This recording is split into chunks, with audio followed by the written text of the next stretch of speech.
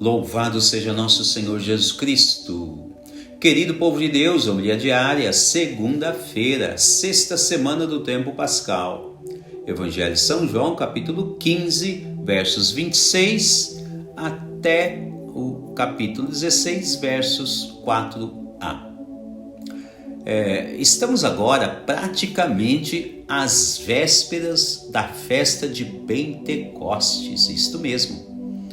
E cada vez mais escutamos os discursos de despedidas de Jesus. Entretanto, isso não significa abandono, não. Mas ao contrário disso, Jesus enviará o Espírito Santo, o defensor, o qual fará morada em cada um de nós. E deste ponto de vista, notamos a importância de estarmos devidamente preparados para um momento grandioso como este.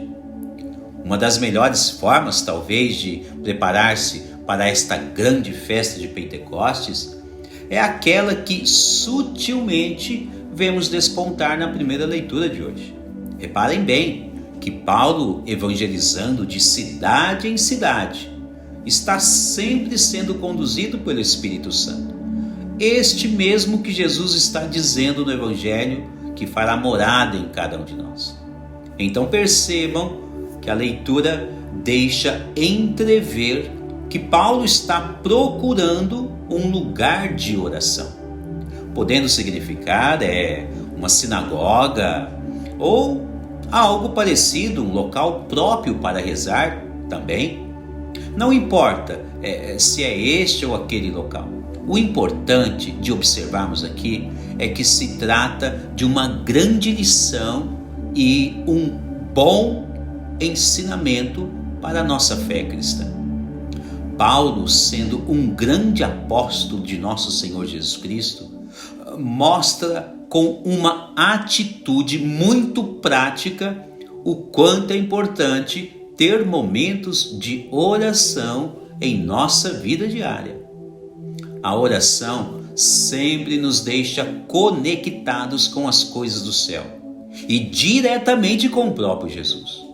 Vamos recordar, aliás, que foi o próprio Jesus quem ensinou os seus discípulos a rezarem. Além do mais, Jesus pediu aos seus discípulos que rezassem constantemente.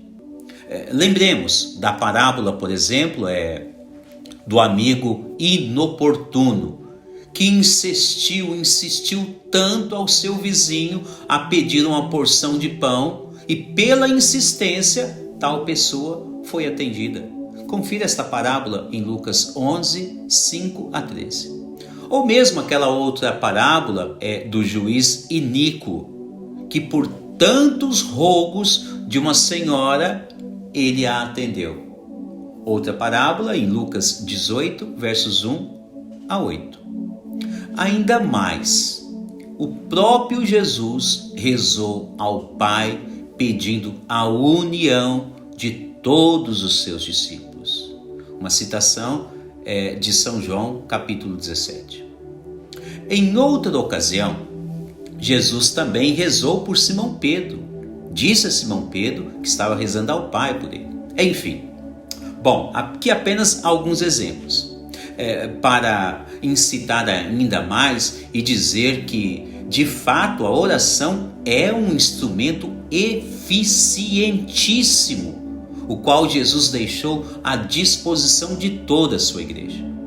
Mais ainda, no cenário de hoje, da primeira leitura de hoje, Paulo, após a sua oração, como é dito, como é acenado hoje, então Deus envia a ele bons ouvintes do Evangelho, e não somente isso, como acena a leitura. Uma outra mulher, naquela ocasião, chamada Lídia, escutou as palavras de Paulo e ainda se converteu, levando também a converter-se toda a sua casa e toda a sua família. Lídia pediu batismo e também pediu para ser anunciado o Evangelho a toda a sua família. Por esta visão, abre-nos o pensamento o quanto é indispensável ter os momentos certos para rezar a Deus em nossa vida diária. O bom cristão, o bom católico, nunca deveria ficar sem rezar constantemente. De fato, é diante da oração que fortalecemos ainda mais a nossa fé cristã. E além disso, a oração nos permite ouvir mansamente as instruções de Jesus em nossos corações. Seja por sinais, seja por palavras de pessoas, ou seja mesmo dentro da nossa vida espiritual, no silêncio de nosso coração. Não importa, de um jeito ou de outro, quando rezamos a Deus, Jesus nos incita a algo. Como este exemplo que estamos vendo no Evangelho, Jesus alerta os seus discípulos a fim de que eles sempre estejam conectados na oração e assim possam sempre ouvir as suas instruções. Jesus fala sobre o tempo futuro, o qual está reservado somente a Deus. Mas Deus é onisciente, né? E sabe de tudo, obviamente, até mesmo do futuro.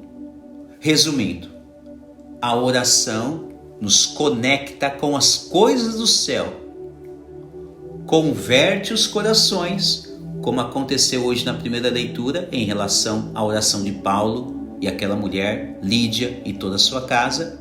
E ainda a oração pode nos antecipar acontecimentos futuros, como Jesus está alertando os seus discípulos no Evangelho de hoje.